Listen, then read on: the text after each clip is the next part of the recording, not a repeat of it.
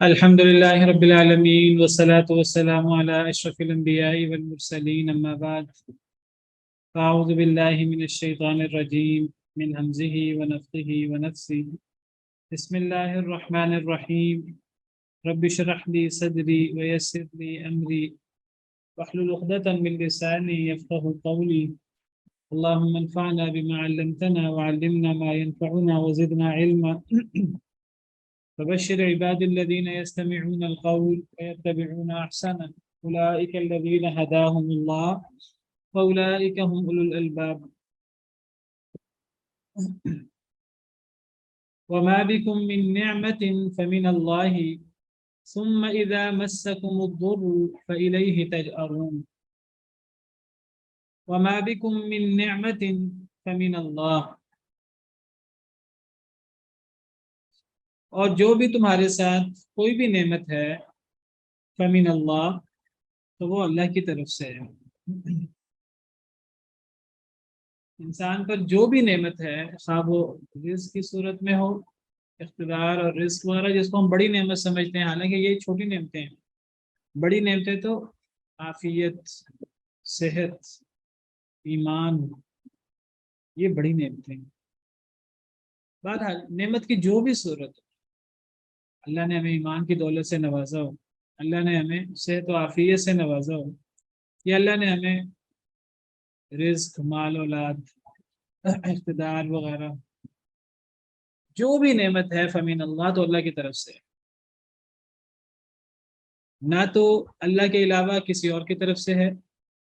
کسی کی ذات میں غلوب کر کے، کسی نبی ولی کی ذات میں، پیر فقیر کی ذات میں ہم غلوب کر کے کہیں گے یہ ہمیں نعمت فلاں کی وجہ سے ملی ہے، یہ فلاں داتا، فلاں دستگیر، فلاں حاجت روا، فلاں مشکل کشا، فلاں فلاں فلاں کی وجہ سے ہمیں نعمت ملی ہے، یا ہم یہ کہیں کہ یہ نعمت تو مجھے میری صلاحیتوں کی یا میرے علم کی وجہ سے ملی ہے، میں نے بڑی محنت کی تھی، میری بڑی ذہانت ہے، میری بڑی عقل مندی ہے، میری بڑی صلاحیت ہے۔ قارون بھی یہی کہا کرتا تھا، قال انما اوتیتہ علی علم عندی، وہ کہتا تھا میرے پاس جو مال ہے سارا یہ میرے علم، میری صلاحیتوں کی وجہ سے ہے۔ حالانکہ انسان کے پاس جو بھی نعمت ہے فمن اللہ تو اللہ کی طرف سے ہے، نہ اللہ کے علاوہ کسی باطل معبود کی طرف سے ہے، نہ وہ انسان اس کی نسبت اپنی ذات کی طرف کرے۔ بڑی سے بڑی نعمت ہو یا چھوٹی سے چھوٹی نعمت، ایک لقمہ کھائیں کھانے کا تو کہیں اللہ کا شکر ادا کریں کہ یہ اللہ کی توفیق سے مجھے یہ لقمہ ملا ہے، میں تو یہ لقمہ بھی اپنی مرضی سے، اپنی صلاحیت سے حاصل نہیں کر سکتا۔ اللہم ما اطعمنی ھذا الحمد للہ الذی اطعمنی ھذا ورزقنیہ من غیر حول منی ولا قوہ، کچھ بھی کھائیں کچھ بھی پئیں تو یہ دعا پڑھیں۔ کیا دعا پڑھیں؟ مصنون دعا ہے،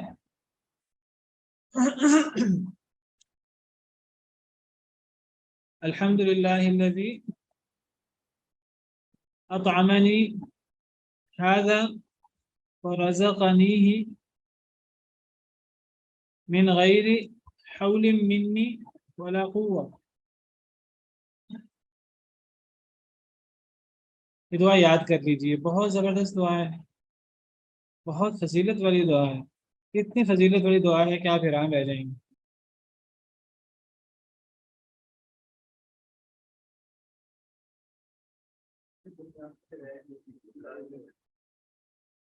جی الحمد للہ الذی، اس کو یاد کر لیجیے۔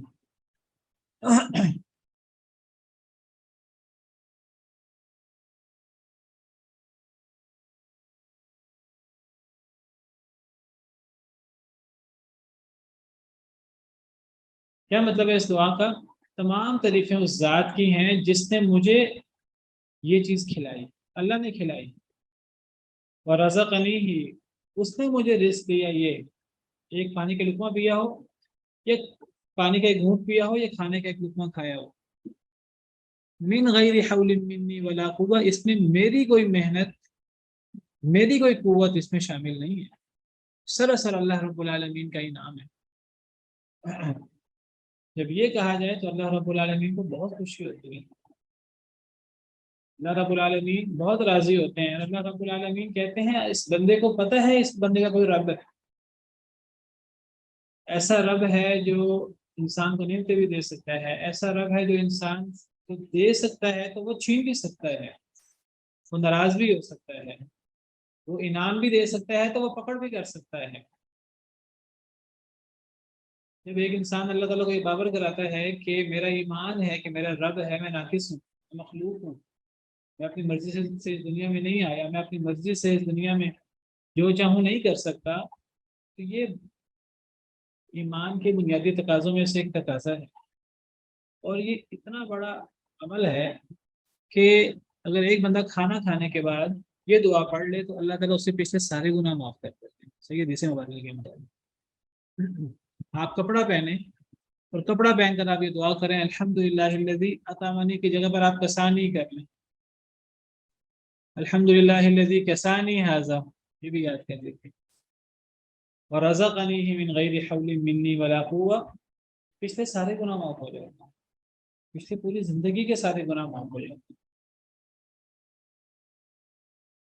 چھوٹے چھوٹے اعمال ہیں، چھوٹی چھوٹی چیزیں ہیں، اللہ نے اس کا اجر بہت زیادہ رکھا ہے. وہ ہماری نظر میں چھوٹی ہیں، وہ چھوٹی نہیں ہے، اصل میں اس کے پیچھے بہت بڑے عقائد ایگزسٹ کرتے ہیں. دیکھیے یہ حدیث مبارکہ جو میں نے آپ کے سامنے بیان کی ہے، نبی کریم صلی اللہ علیہ وسلم نے فرمایا من اکل طعاما، جس نے کھانا کھایا، فقال، تو اس نے کہا الحمدللہ الذی اطعمنی ھذا ورزقنیہ من غیر حول منی ولا قوہ غفر لہ ما تقدم من ذنبی. جو بندہ کھانا کھائے اور پھر یہ دعا پڑھے تو پھر اس کے پچھلے سارے گناہ معاف ہو جاتے ہیں. ومن لبس ثوبا، اور جو کپڑا پہنے پھر وہ یہ کہے الحمدللہ الذی کسانی ھذا من غیر حول منی ولا قوہ غفر لہ ما تقدم من ذنبہ، اس کے پچھلے سارے گناہ معاف ہو جاتے ہیں. یہ حدیث صحیح بخاری کی شرط پر ہے، صحیح بخاری کی حدیث نہیں ہے، مستدرک حاکم کی حدیث ہے، لیکن امام بخاری کی شرط پر یہ حدیث ہے، یہ حدیث صحیح ہے انشاءاللہ. تو جو بھی نعمت ہے وہ ماں، یہ عموم کا صیغہ ہے، بڑی نعمت ہو یا چھوٹی نعمت ہو، کچھ چھوٹی چیز چاہیے وہ بھی اللہ سے مانگیں، بڑی چیز مانگنی ہے وہ بھی اللہ سے دعا کریں، کوئی چھوٹی چیز مانگنی ہے وہ بھی اللہ سے دعا کریں، کوئی بڑی چیز ملے اللہ کا شکر ادا کریں، کوئی چھوٹی چیز ملے اللہ کا شکر ادا کریں. اور یہ سمجھیں کہ جو بھی ہمیں نعمت ملتی ہے چھوٹی یا بڑی، وہ اللہ وحدہ لا شریک کی طرف سے ہے، اللہ کے علاوہ کسی کی طرف سے نہیں ہے. ثم اذا مسکم الضر فالیہ تجارون، پھر جب چھوتا ہے تمہیں دکھ تکلیف، فالیہ، بس اسی کی طرف یعنی اللہ کی طرف، تجارون، تم گڑ گڑاتے ہو، اسی کی طرف تم گڑ گڑاتے ہو.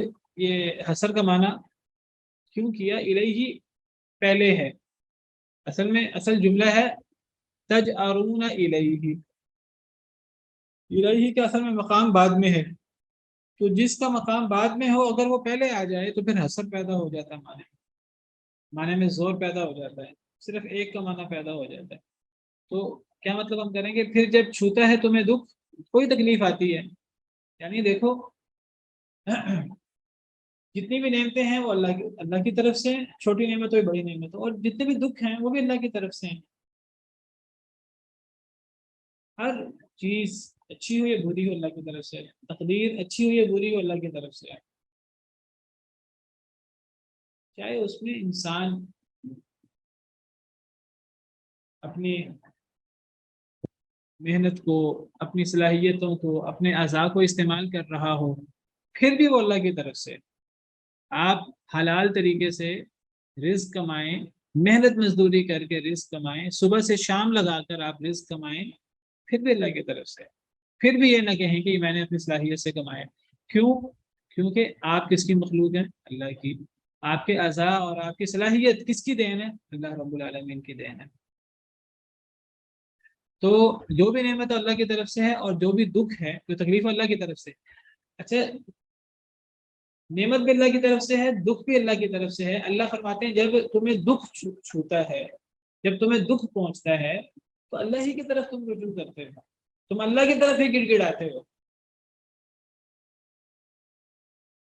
دو جملے ہیں اس آیت کریمہ میں. ایک جملہ تو یہ تمہیں جو بھی نعمت ملتی ہے اللہ کی طرف سے ملتی ہے. دوسرا جملہ ہے کہ تمہیں جو بھی دکھ آتا ہے تو اللہ کی طرف تم گڑ گڑاتے ہو. کیا مطلب ہے اس کا؟ کہ جو بھی نعمت اللہ کی طرف سے ہے، جو بھی دکھ ہے وہ بھی اللہ کی طرف سے ہے. جب وہ اللہ کی طرف سے ہے تو تم پھر اللہ کے سامنے گڑ گڑاتے ہو، اللہ کے سامنے روتے ہو کہ اے اللہ مجھ سے یہ دکھ دور کر دے. اور یہ بات ٹھیک ہے، اللہ کے سامنے گڑ گڑانا چاہیے. لیکن مسئلہ کیا ہے؟ مسئلہ یہ کہ انسان مشکل میں اللہ کے سامنے گڑ گڑاتا ہے، نعمت میں اللہ کے سامنے شکریہ ادا کیوں نہیں کرتا؟ کیونکہ جس طرح دکھ اگر اللہ نے دیا ہے تو اللہ ہی اس کو دور کر سکتا ہے، تو نعمت بھی تو اللہ نے دی ہے. تو جس طرح دکھ میں ہم نے اللہ سے رجوع کرنا ہے اور اللہ کے سامنے گڑ گڑانا ہے، اور ہمارا کام گڑ گڑانا ہے اللہ کے سامنے، تو نعمت کے جواب میں بھی تو شکریہ ادا کرنا ہے، وہ بھی اللہ کے سامنے شکریہ ادا کرنا ہے.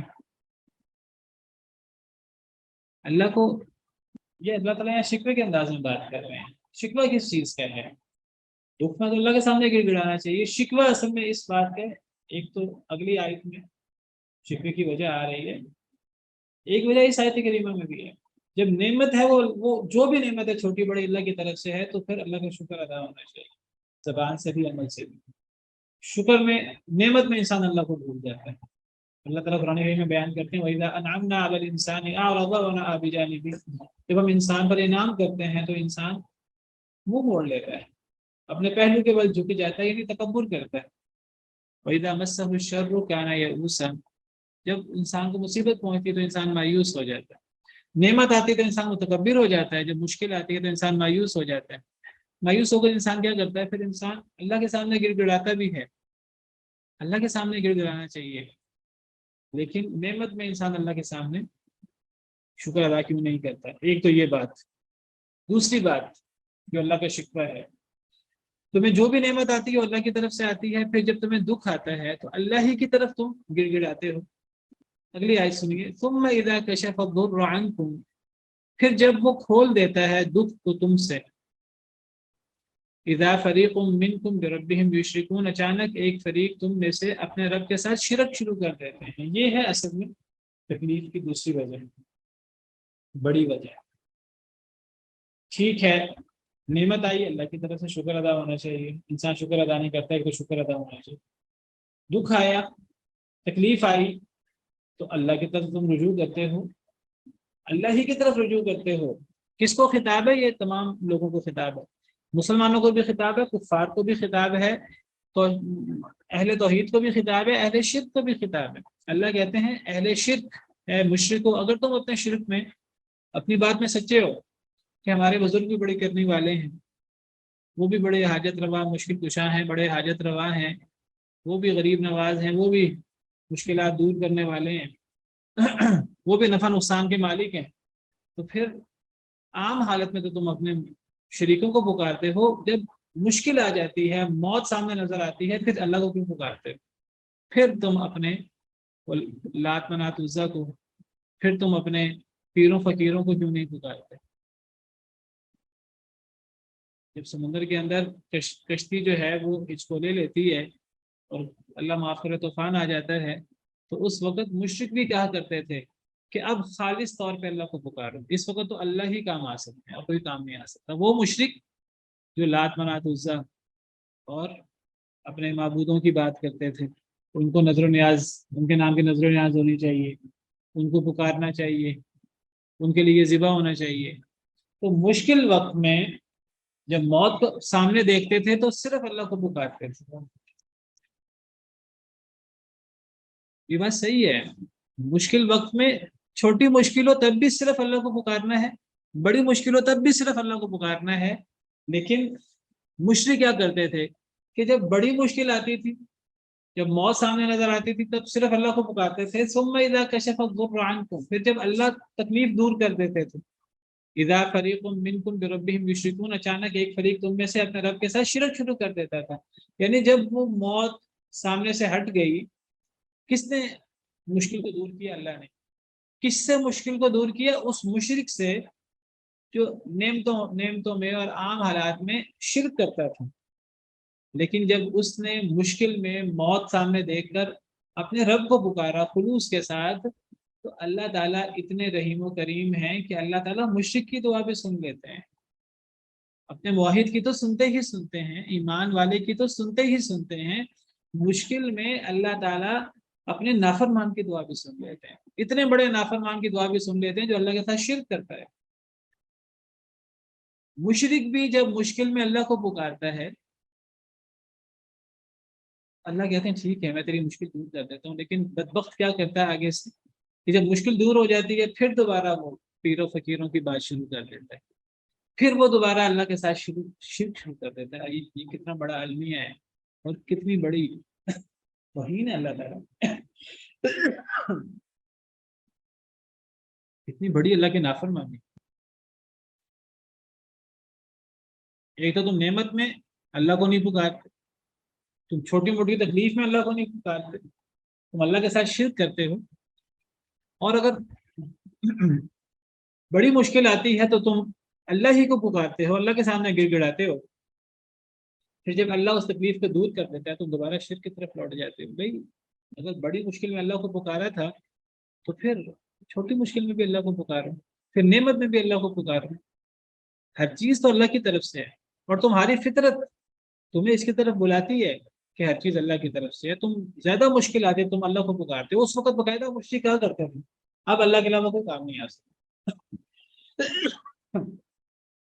اللہ نے قرآن میں ذکر کیا کہ جب سارے علاج معالجے کر لیتے ہیں لوگ، ہر قسم کا علاج کر لیتے ہیں، ہر قسم کا دم درود بھی کر لیتے ہیں، پھر وہ کہتے ہیں اب تو اللہ ہی بچا سکتا ہے، اب تو اللہ کو پکارو، اب تو اللہ ہی بچا سکتا ہے۔ تو اللہ موت کے وقت بھی اللہ مشرک کی دعا سن لیتے ہیں اور اللہ اس سے مصیبت کو ٹال دیتے ہیں، لیکن پھر وہ بدبخت اللہ کے ساتھ شرک شروع کر دیتا ہے، پھر وہ دوبارہ اوروں کو پکارنا شروع کر دیتا ہے۔ تو ایک تو پتہ لگا ہمیں کہ صرف مشکل میں اللہ کو نہیں پکارنا، بڑی مشکل میں اللہ کو نہیں پکارنا، چھوٹی مشکل میں نعمت میں بھی اللہ کو پکارنا، بلکہ جو بندہ صرف مشکل میں اللہ کو پکارے اور نعمت میں اللہ کو نہ پکارے یہ بھی قابل مذمت ہے۔ اللہ نے قرآن کریم میں مذمت کی ہے ان لوگوں کی کہ جو صرف مشکل میں اللہ کو پکارتے ہیں، یہاں بھی مذمت کا انداز ہے۔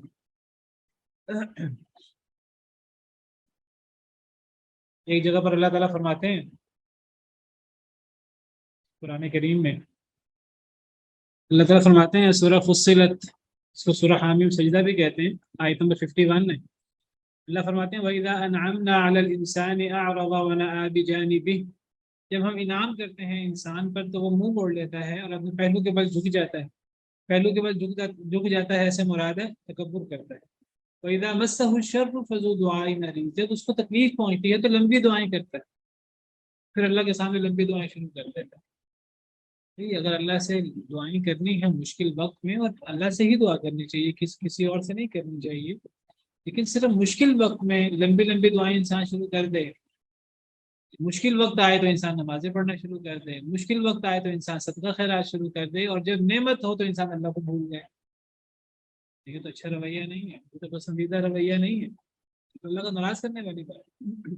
فرمایا کہ جب اللہ تعالیٰ تم سے تکلیف دور کرتا ہے، اذا فریق منکم بربہم یشرکون، اچانک ایک فریق تم میں سے اپنے رب کے ساتھ شرک شروع کر دیتا ہے، لیکفروا بما آتیناہم، تاکہ وہ کفر کریں ساتھ اس کے جو ہم نے انہیں دیے، یعنی مشکل میں تو اللہ کو پکار لیے، موت کے وقت تو اللہ کے سامنے گر گڑائے،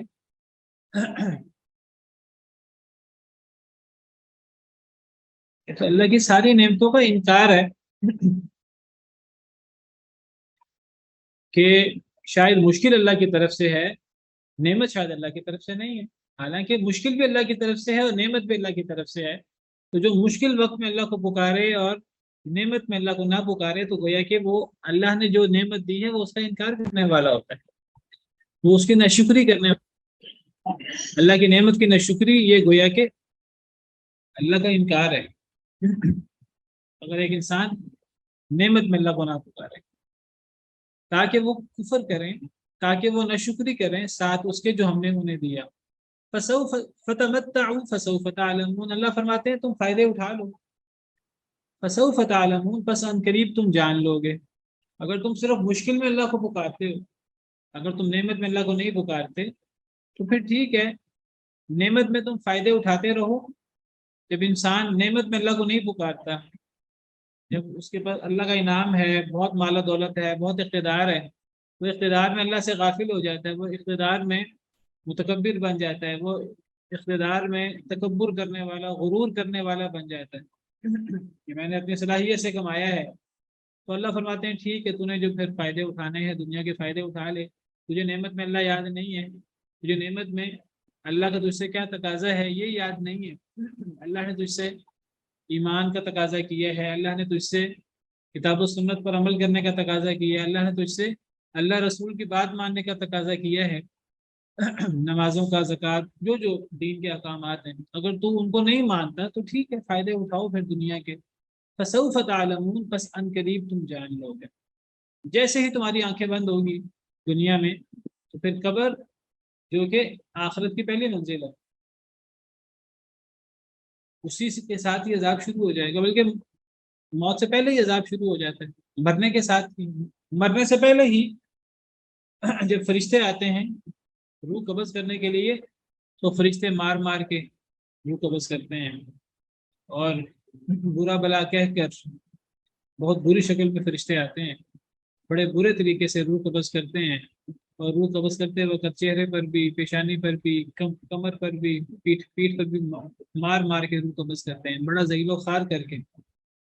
وَلَوْ تَرَىٰ إِذْ يَتَوَفَّى الَّذِينَ كَفَرُوا الْمَلَائِكَةُ يَضْرِبُونَ وُجُوهَهُمْ وَأَدْبَارَهُمْ، کاش کہ آپ دیکھیں جب کافروں کو فرشتے فوت کرتے ہیں تو ان کے چہروں پر بھی مارتے ہیں اور ان کی پشتوں پر بھی مارتے ہیں۔ وَذُوقُوا عَذَابَ الْحَرِيقِ، اور ساتھ یہ بھی کہتے ہیں مرتے وقت، ساتھ دھمکیاں بھی دیتے ہیں کہ اب تمہارے لیے جلنے کا عذاب ہے ہمیشہ ہمیشہ کے لیے، ابھی تو تمہاری ذلت تمہیں مار پڑ رہی ہے، ابھی روح قبض کرنے کے لیے، اب اس کے بعد تمہارے لیے کوئی سکون نہیں ہے، اب اس کے بعد آگ ہی آگ ہے، اب ہمیشہ کا جلنا ہے، ہمیشہ کا عذاب ہے۔ تو دنیا میں یہ تھوڑی سی مہلت ہے، اللہ فرماتے ہیں اس مہلت میں اللہ کو یاد کر لو، اللہ کی طرف رجوع کر لو، مصیبت کے علاوہ نعمت میں بھی اللہ کو یاد کر لو، ورنہ پھر تم دنیا کے فائدے اٹھا لو، تمہیں ان قریب پتہ لگ جائے گا، ان قریب آنکھ کھل جائے گی۔ کب کھلے گی آنکھ؟ جیسے ہی موت آئے گی تو۔ وَيَجْعَلُونَ لِمَا لَا يَعْلَمُونَ نَصِيبًا مِمَّا رَزَقْنَاهُمْ تَاللَّهِ لَتُسْأَلُنَّ عَمَّا كُنْتُمْ تَفْتَرُونَ۔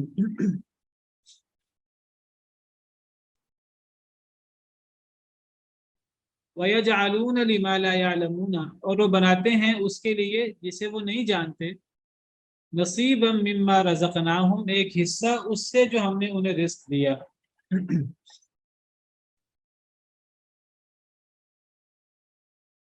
تاللہ لتسألن عما کنتم تفترون، اللہ کی قسم، لتسألن، البتہ تم سے سوال کیا جائے گا، عما کنتم تفترون، اس بارے میں جو تم جھوٹ کرتے تھے۔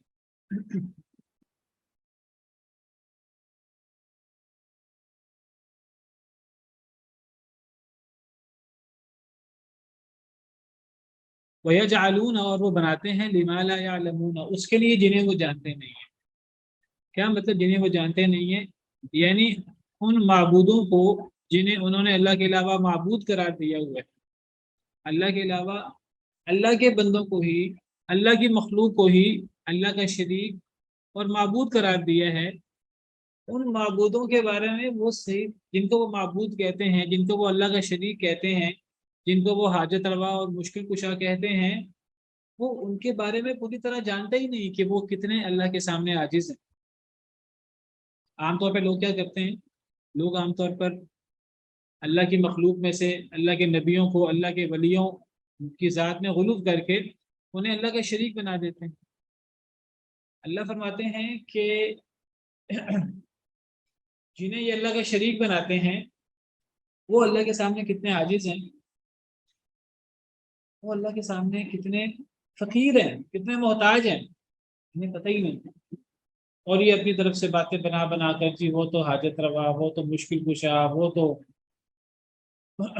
اللہ کے خزانے ان کے پاس ہیں، وہ تو جنت ان کے پاس ہے، جنت جہنم ان کی ہے، اللہ کے خزانوں کے مالک وہ ہیں، وہ تو کتب ہیں، وہ تو ابدال ہیں، وہ تو داتا ہیں، وہ تو حاجت روا ہیں، مشکل کشا ہیں۔ اللہ کہتے ہیں ان کی اصل حقیقت تو وہ جانتے بھی نہیں ہیں کہ وہ اللہ کے سامنے کتنے عاجز ہیں، اللہ کے سامنے کتنے مجبور ہیں۔ یا ایھا الناس انتم الفقراء الی اللہ واللہ هو الغنی الحمید، اے لوگوں تم سب اللہ کے فقیر اور اللہ کے محتاج ہو، واللہ هو الغنی الحمید، اور اللہ وہی بہت بڑا غنی اور تعریف کیا گیا ہے۔ اللہ کے علاوہ تو ہر ایک محتاج ہے، اللہ کے سامنے عاجز ہے۔ تو وہ بناتے ہیں ان کے لیے جنہیں وہ پوری طرح جانتے ہی نہیں، جن کے بارے میں الٹے سیدھے دعوے کر کے کہ یہ حاجت روا ہیں، مشکل کشا ہیں، وہ پوری طرح جانتے نہیں ہیں کہ وہ اللہ کے سامنے کتنے عاجز ہیں۔ تو وہ ان لوگوں کے لیے جنہیں وہ پوری طرح جانتے ہی نہیں، ان کے لیے وہ بناتے ہیں ایک حصہ مما رزقناہم، اس سے جو ہم نے انہیں رزق دیا۔ کیا مطلب ان کے لیے ایک حصہ بناتے ہیں؟ یعنی جو ہم نے انہیں رزق دیا وہ اس رزق میں سے ان کے لیے نظر و نیاز نکالتے ہیں۔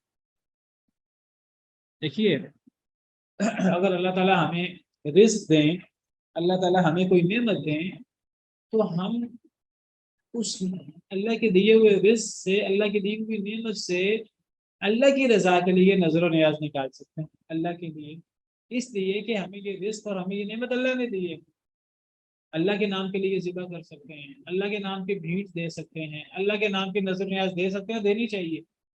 یہ عبادت ہے بہت بڑی، ذبح ہو اللہ کے نام کا، اللہ کے نام کی بھیٹ ہو، اللہ کے نام کا نظر و نیاز ہو، یہ اللہ کا حق ہے، اللہ کے علاوہ کسی کا حق نہیں ہے۔ اگر نعمتیں ساری اللہ کی طرف سے ہوں، رزق سارا اللہ کی طرف سے ہو، ہر قسم کی نعمت ما بکم من نعمت فمن اللہ، جو بھی نعمت اللہ کی طرف سے ہے، اگر اس نعمت میں سے اللہ کے لیے حصہ نکالا جائے وہ تو عبادت ہے اللہ کی۔ اگر غیر اللہ کے لیے حصہ نکالا جائے، چاہے وہ کوئی نبی کیوں نہ ہو، چاہے وہ کوئی ولی کیوں نہ ہو، چاہے وہ کوئی پیر فقیر ہی کیوں نہ ہو، تو اللہ کے دیے ہوئے رزق سے غیر اللہ کے لیے نظر و نیاز نہیں نکالی جا سکتی، اللہ کے دیے ہوئے رزق سے غیر اللہ کے لیے ذبح نہیں کیا جا سکتا، غیر اللہ کے لیے اس کی عظمت کے نام پر، اس کی نظر و نیاز کے نام پر اس کے لیے کوئی حصہ نہیں نکالا جا سکتا۔ حصہ صرف اللہ کے لیے نکالا جا سکتا ہے، کیونکہ ہر نعمت اللہ کی طرف سے ہے۔ یا تو ہم یہ کہیں کہ فلاں نعمت ہمیں فلاں نبی کی وجہ سے ملی ہے، یا فلاں نبی نے ہمیں فلاں نعمت دی ہے، یا فلاں ولی نے ہمیں فلاں نعمت دی ہے، یا فلاں پیر فقیر نے ہمیں فلاں نعمت دی ہے، تو پھر ہم اس نعمت میں سے اس کا حصہ نکالیں۔ تو اللہ کی دی ہوئی نعمتوں سے اللہ کا حصہ نکالا جا سکتا ہے، اللہ کے نام کی نظر، اللہ کے نام کے اوپر ذبح کیا جا سکتا ہے۔ اگر اللہ کے علاوہ غیر اللہ کے نام پر ذبح کیا جائے وہ جانور حرام ہو جائے گا، چاہے وہ حلال جانور ہو۔ جن چیزوں کو اللہ نے حرام کیا اس میں آپ کو پتا مردار ہے، خون بہا ہوا خون حرام ہے، خنزیر و گوشت حرام ہے، اور چوتھی چیز جس پر غیر اللہ کا نام لیا جائے وہ حرام ہو جاتی ہے، چاہے وہ حلال جانور ہو، گائے، بکری، بھیڑ، اونٹ، جن جانوروں کو اللہ نے حلال قرار دیے ہے، اگر انہیں غیر اللہ کے نام ذبح کر دیا جائے، یعنی غیر اللہ کے نام ذبح کرنے کا کیا مطلب ہے؟ وما اہل لغیر اللہ بھی، یعنی غیر اللہ کے نام کی بھیڑ غیر اللہ کے نام پر ذبح کیا جائے، وہ گویا کہ غیر اللہ کے نام کی نظر ہے، غیر اللہ کے نام کی نیاز ہے، غیر اللہ کے نام پر ذبح ہے، تو وہ حلال جانور بھی حرام ہو جاتا ہے۔ اسی طرح انسان اپنی زمین میں سے کوئی حصہ وقف کر دے اللہ کے لیے، وہ تو ٹھیک ہے، اللہ کے نام وقف ہونا چاہیے کیونکہ اللہ نے نعمت دی ہے۔ اپنی کھیتی میں سے، اپنے مال و دولت میں سے انسان کوئی حصہ اللہ کے لیے نظر دے دے، ٹھیک ہے، لیکن جب انسان کسی نبی کے لیے، کسی ولی کے لیے، کسی پیر فقیر کے لیے یہ نظر نکالے گا تو یہ شرک ہو جائے گا۔ اللہ تعالیٰ فرماتے ہیں وَيَجْعَلُونَ لِمَا لَا يَعْلَمُونَ نَصِيبًا مِّمَّا رَزَقْنَاهُمْ، اور وہ بناتے ہیں ان کے لیے جنہیں وہ پوری طرح جانتے ہی نہیں ہیں کہ وہ اللہ کے سامنے کتنے عاجز ہیں، وہ ان کے لیے ایک حصہ بناتے ہیں مما رزقناہم، اس سے جو ہم نے انہیں رزق دیا، یعنی حصے سے کیا مراد ہے؟ نظر، ان کے لیے نظر نیاز نکالتے ہیں اور ان کے لیے ذبح کرتے ہیں۔ اللہ فرماتے ہیں تاللہ لتسألن عما کنتم تفترون، اللہ کی قسم البتہ تم سے ضرور سوال کیا جائے گا اس بارے میں جو تم جھوٹ گھڑتے تھے۔ یہ افتراء ہے اللہ پر، لوگ غیر اللہ کے نام کی نظر نیاز نکالتے ہیں، غیر اللہ کے نام پر ذبح بھی کرتے ہیں، اور لوگ اس کے لیے جھوٹ گھڑتے ہیں۔ جھوٹے قصے بناتے ہیں، جھوٹی کہانیاں بناتے ہیں، دین کے نام پر لوگوں کے سامنے پیش کرتے ہیں، فلاں کے نام کی نیاز نکالنی چاہیے، فلاں کے نام کا نظر، فلاں کے نام کی نظر کرنی چاہیے، کیونکہ ہمارے یہاں گیارہویں منائی جاتی ہے، تو کس کے نام کی ہوتی ہے آپ سب کو پتہ ہے، پیر عبد القادر جیلانی کے نام کی ہوتی ہے، اللہ کے نام کی تو نہیں ہوتی۔ یہ کیا نیم تھے، ہمیں پیر عبد القادر جیلانی نے دی ہے، ان کو کس نے دی تھی؟ کیا حاجتیں وہ پوری کرتے ہیں؟ ان کی حاجتیں کون پوری کرتا ہے؟